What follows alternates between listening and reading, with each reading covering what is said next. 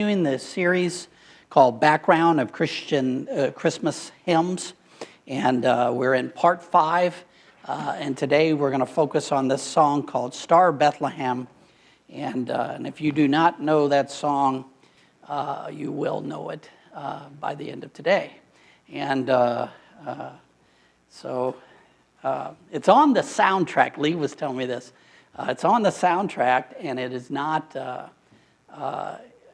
included as much on the actual movie Home Alone and as it is on the soundtrack. But so the song we're going to look at today is not technically like our other hymns that we've been looking at. And the reason why I say that is because it was not written in the 1800s. Most Christmas hymns have been written in the 1800s, and this one has not. It is just 34 years old. And it was written, composed, put together in 1990. And to me, it sounds kind of like a children's choir, the original, but Lee Williams kind of pointed out that maybe this was adults that were singing it. I'm not sure. But at the end today, when we play it, we'll have to get off of Facebook because we cannot play that on Facebook. We're not allowed to. But we're going to sing it together at the very end, and it does, if you look at the one that we're going to show you today, it does look like all adults singing it, but it's beautiful. All right, so the music composer and writer, let's talk a little bit about them. Quite often in music, there is a writer and then a music composer that puts it into song. And it seems like you don't hear as often where someone writes the song and composes the music both. And but anyway, that's the case with today. The music, the actual writer of the words, is Leslie Bracas. The music composer was John Williams. He was born in 1932, and thank you, Lee, for putting that up there for us. So he's actually the composer put together music, and then the other guy wrote it. So he and Bracas and John Williams both teamed up for several songs in the movie Home Alone and Home Alone 2. They did such songs as today, Star of Bethlehem, Somewhere in My Memory. Have you heard that one before? And that was performed by Bette Midler. Christmas Star. If you've seen the movie, you would recognize that song. And then Merry Christmas, da, da, da, da, da, da. So I'm not going to sing it for you, but that's how that one goes. And but Bracas wrote many other popular songs, including A Christmas Carol, which was used in the movie called Scrooge. Scrooge is another version of the Dickens movie, and but that one is more of a musical, and so and it's the same. Pretty much, if you look at the movie Scrooge, does anybody remember watching it? It's the musical version of A Christmas Carol. And if you've ever watched it, then you would know that the play that they do at Silver Dollar City pretty much is that movie.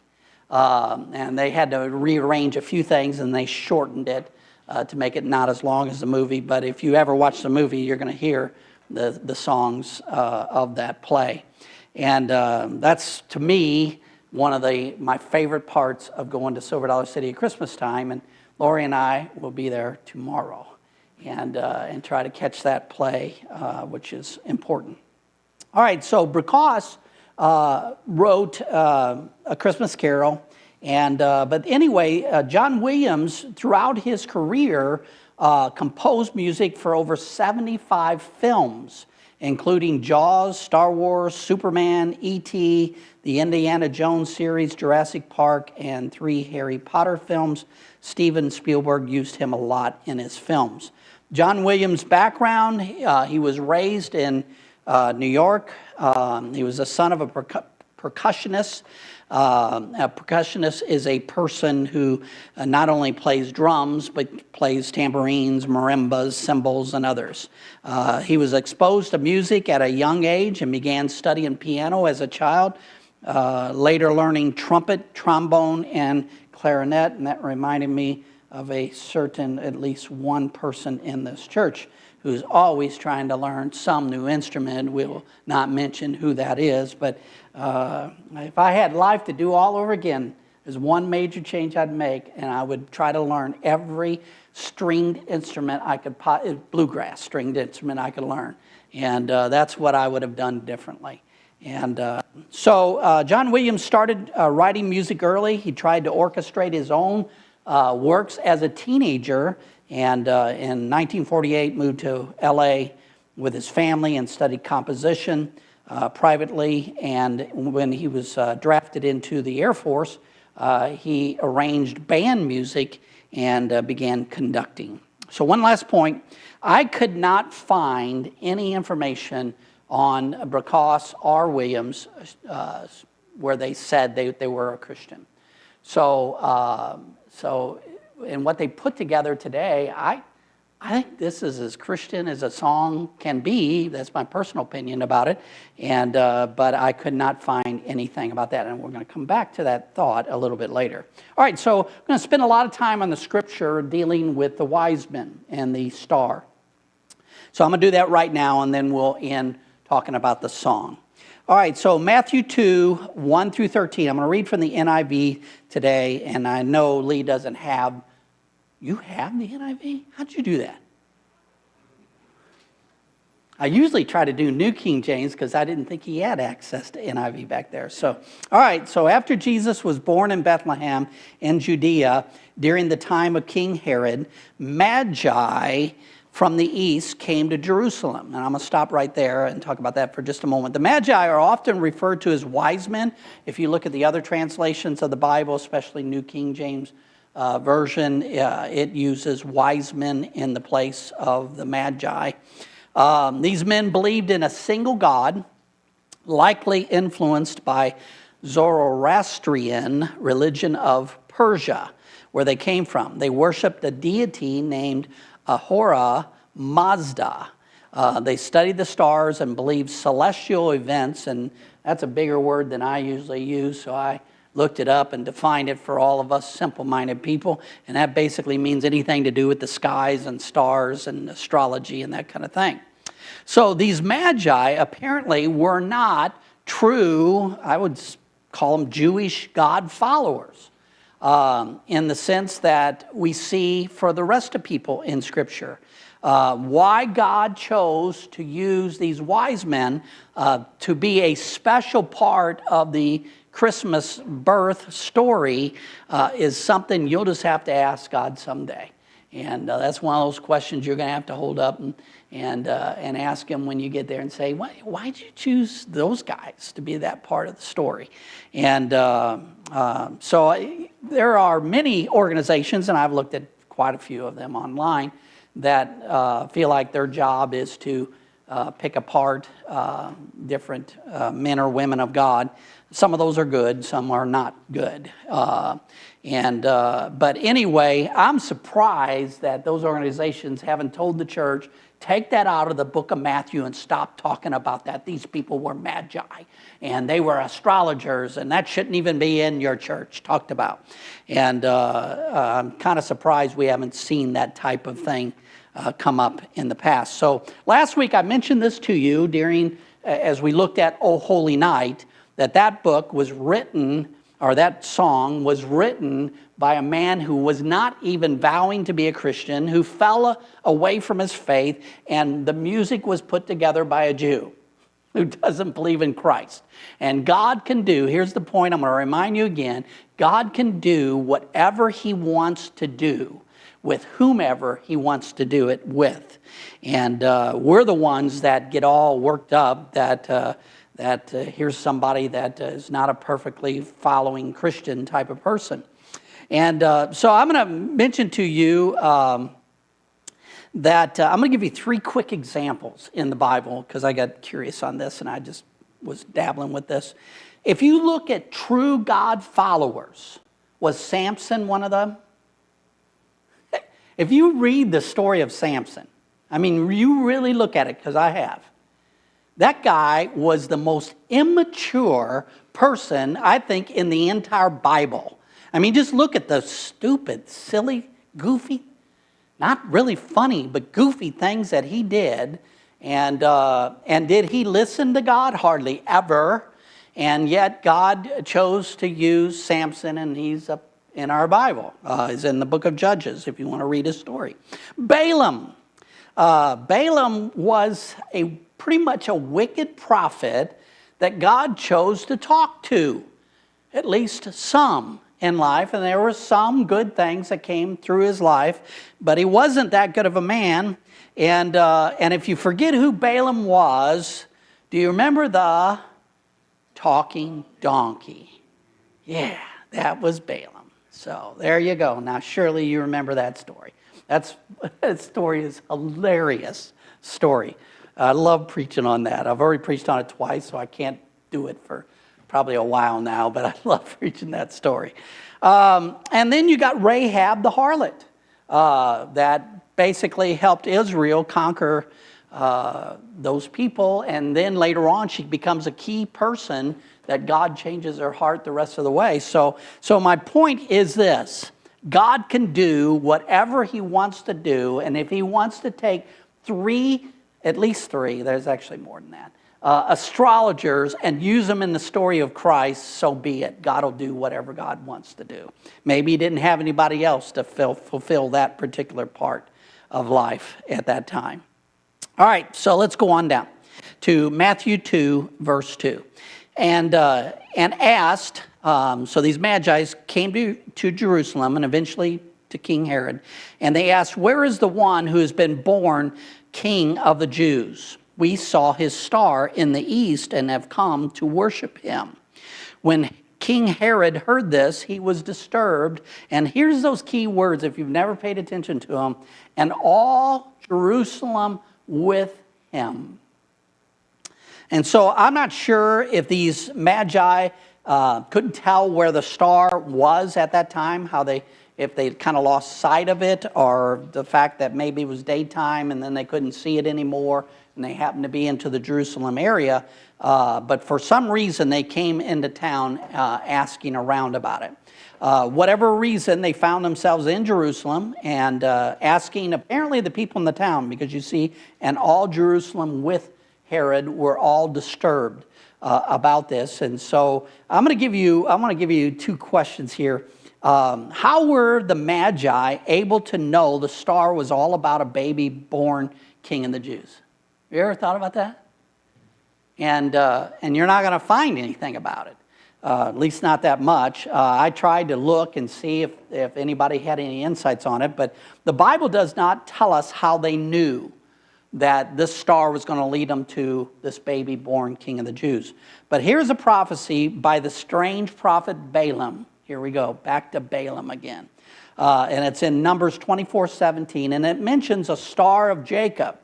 And so this is more of a question I would give to you. I'm not telling you this is the answer, but could the Magi have made some kind of connection with what Balaam had said back then about a star? And as far as the rest of it goes, I don't know. Second question: how did all of Jerusalem become disturbed along with King Herod? So if you've never thought that one through, I'm going to give you some thoughts on that. Scholars believe that there was probably a larger group of this Magi than three, like most people have always believed. If you've been a Christian for a long time, you've already heard what I'm about to tell you. The only reason they believe there was three is why? Yeah, there were three gifts, so someone made the assumption that there were only three. And and there was probably a much larger group of them than three. So let's go on down to the other thought would be probably the fact that the Magi come into town, and this is why Jerusalem might all be disturbed with this. Here's a large group of Magi coming into town, probably dressed different than most Jews. So you got a large crowd coming into town. I don't know if they rode camels, but every time you You see them in the nativity scene. They're on a camel, so I don't know if they actually did that or not. But so they were bizarre looking, let's put it that way. And chances are immediately started asking around until finally they got to Herod. And so hence that would be how the city of Jerusalem were also disturbed, concerned, well, what is this that they're talking about? And so they were probably dressed very differently. All right, so let's go on down to Matthew 2, verse 4. When he, speaking of Herod, had called together all the people's chief priests and teachers of the law, he asked them where the Christ was to be born. In Bethlehem in Judea, they replied, for this is what the prophet has written. Verse 6, for you, Bethlehem, in the land of Judah, are by no means least among the rulers of Judah. For out of you will come a ruler who will be the shepherd of my people Israel. Verse 7, then Herod called the Magi secretly and found out from them the exact time the star had appeared. So Herod is quickly asking questions, totally designed to find out where the Christ child might be. And you could tell he's worried about, well, he's going to grow up to become a king of the Jews. I wonder if that's going to affect my position. And we're going to find out, if you know the story, his plans to end up killing the baby.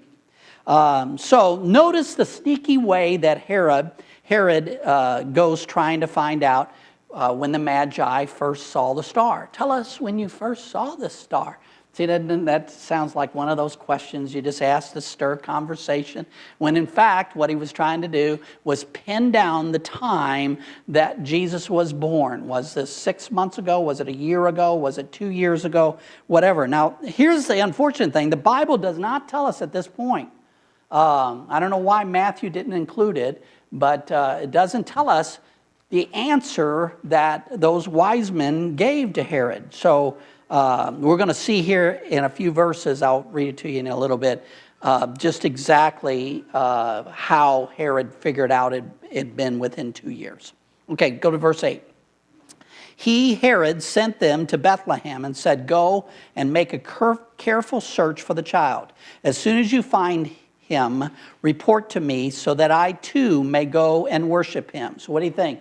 Is he planning on going to worship him? No, that's a total lie by Herod. He had no intention whatsoever. Again, he's playing the wise men and hoping they'd come back and tell him. All right, verse 9. After they had heard the king, they went on their way, and the star they had seen in the east went ahead of them. So all of a sudden now we got the star back in sight, and it stopped over the place where the child was. When they saw the star, they were overjoyed. Now, look at the beginning of Matthew 2, verse 11.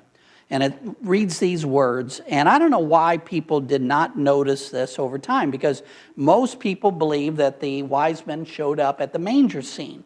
But when you look at verse 11, why did it take forever for preachers or scholars to even talk about this? But it says, on coming to the house. It doesn't say once they arrived at the manger scene. It says on coming to the house. And so this event, you get the strong impression this did not happen at the manger scene. And these magi went to a house. Now I'm going to give you two reasons that this event with the magi occurred later than the birth in a manger. They came to a house, not a manger. Number two, the interaction the Magi had with Herod shows this didn't happen at Christ's birth. And so scholars believe, what I've read in commentaries is they said it could have been 6 months later, could have been a year later, and up to 2 years later that these Magi show up. Now, here's the verse that gives you an indication that it could have been up to 2 years. So this is Matthew 2:16 out of the New King James. Then Herod, when he saw that he was deceived by the wise men, was exceedingly angry, and he sent forth and put to death all the male children who were in Bethlehem and in all its districts, from 2 years old and under, according to the time, that's the key words, according to the time which he had determined from the wise men. So even though we don't have the quote from what the wise men told him, we know that he based on the killing of the children, based on whatever it was that the wise men said. So up to 2 years.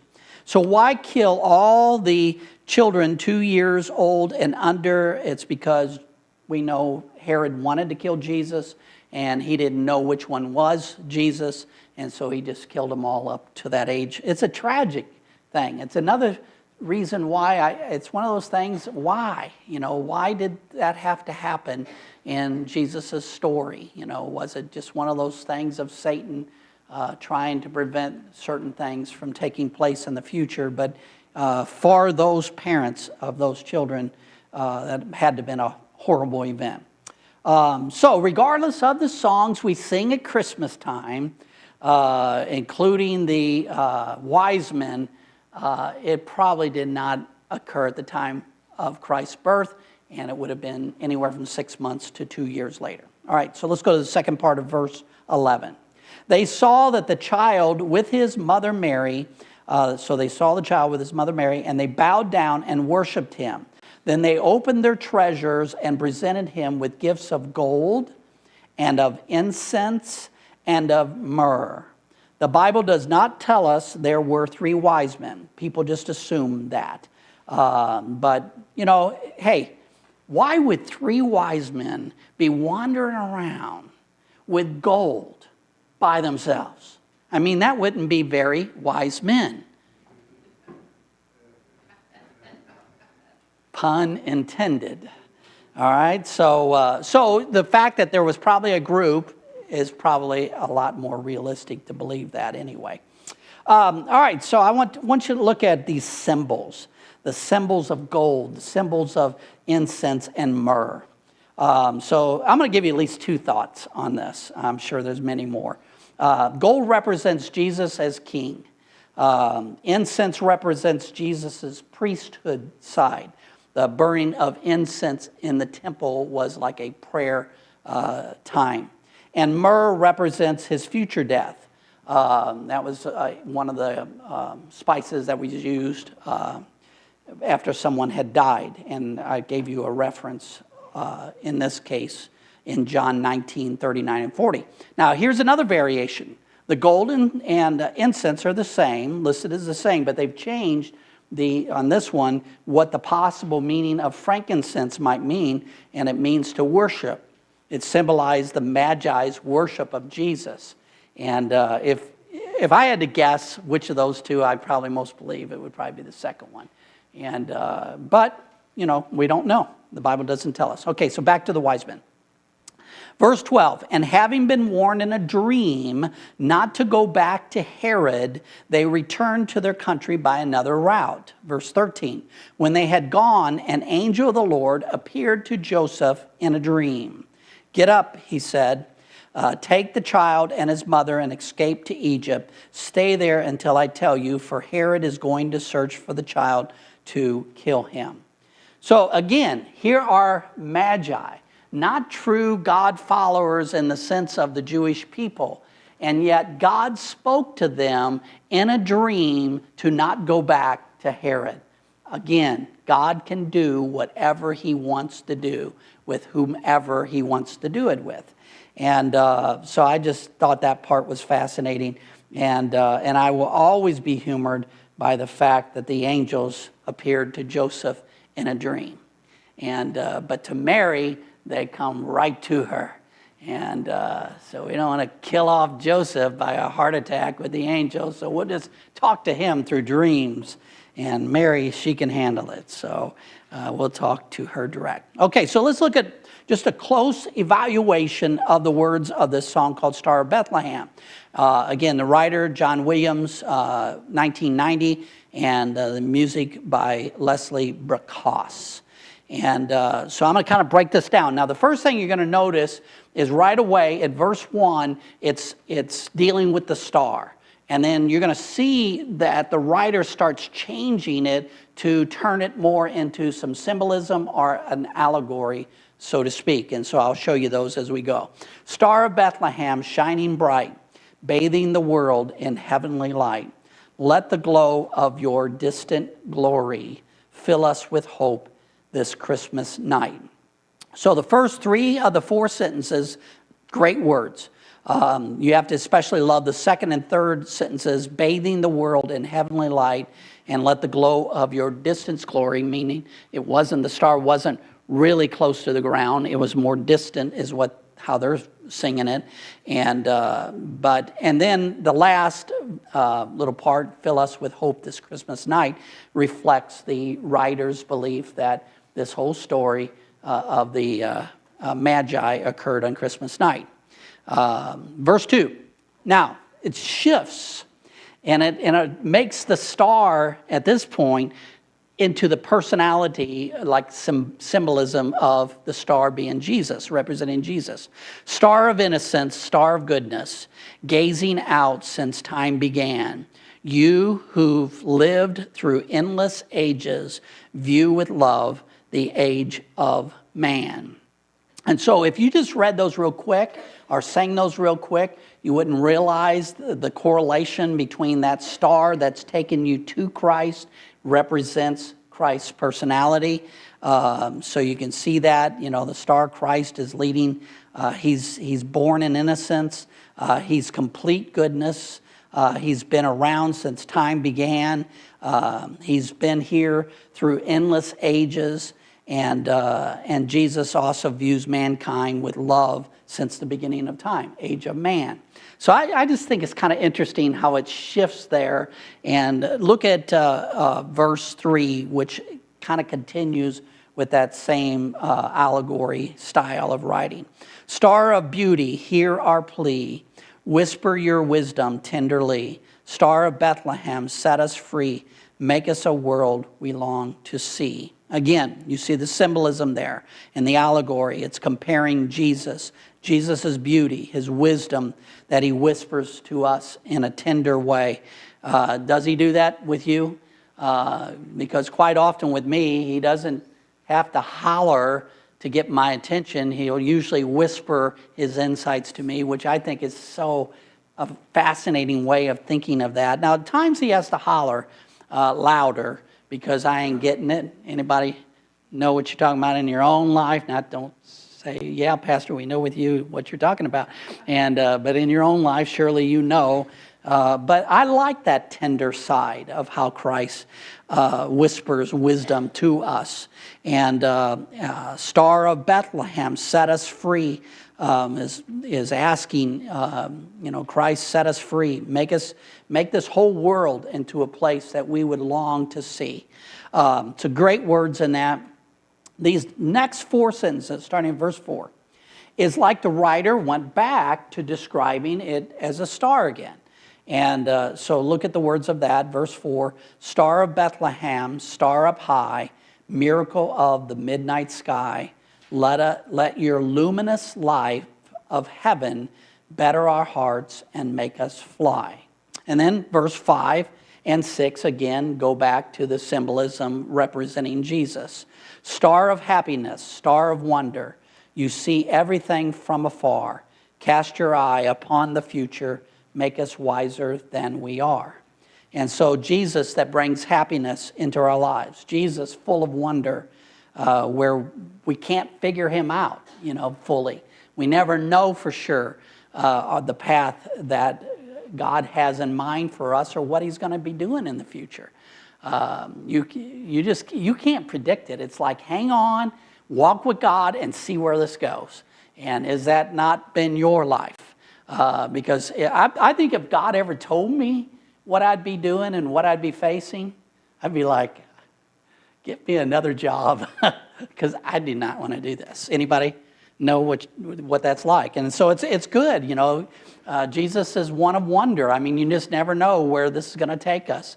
And you got to take the bad times with the good times and knowing at least at some point he's going to turn things around. And but he sees, talking about Jesus seeing things from afar. And cast your eye upon the future. Make us wiser than we are. And I hope for you that you are, I said this while we were sitting downstairs drinking coffee, but I hope that you view your relationship with God as one of constant learning and growing until the day you die. I hope that's how you see your life with God, because that's how I see mine. And I hope that maybe I'll get my act fully together by the time I die. And, and anybody know what I'm talking about with that for your own life, not for me. Yeah, Pastor, we know for you. And, but yeah, it's just a constant time of growth. And even though I hate the conflict times and the frustration times, I also do know that those are the times I've grown more than any other time in my life. When everything's going well, I typically don't grow as well. Anybody know what you're talking about with that? I mean, I hate the conflict times. I absolutely despise it. And but they have the potential to make us better people and wiser people. Our final verse kind of repeats a lot of verse 3. Very little change. The first part is the change, star of gentleness, and hear our plea. So that part is the star of gentleness is referring to Jesus again, being gentle. You remember his words? He said, learn from me. Do you remember that? And what was we supposed to learn from him? For I am gentle and humble in heart. That's at least two of the things that you should be learning. You should also be growing in humility to the day you die. So star of gentleness. Gentleness and humility always work together. Hear our plea. And then the rest of this, look back at verse 3, it reads the same. Whisper your wisdom tenderly. Star of Bethlehem, set us free. Make us a world we long to see. All right, so I'm going to kind of summarize this, and then we're going to sing this song together. Not a real long message today, but I knew that, and that'll probably be good for all of us today, because I don't know about you, I'm worn out. And if you haven't been able to tell, even in my prayers today, I'm a little slow. And but look at, let's summarize this. Today we've looked at the story of the Magi, or what most Bible translations call the wise men. We've seen that they were not typical God followers at all, yet God chose to use them in this story. And I think it's kind of a cool part of the story, where the wise men come and seek him and that type of thing. Even though the stories probably did not take place at Christ's actual birth, I think it adds to the beauty of the Christmas story. We saw that God does things the way he wants to do them, and that he can use people that are not normal God followers.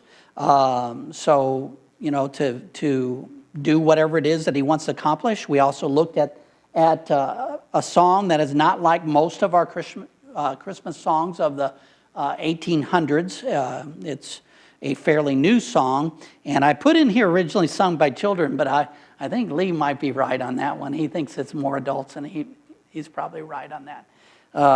So it is more of a symbolic song, or one that we might call an allegory, where it goes between the beauty of the star leading them to Christ, but also Christ's personality in that star leads us in the direction that each of us need to go. I think the meaning is still good, and so here's what we're going to do. I guess we'll go ahead and cut off of Facebook so we don't get in trouble.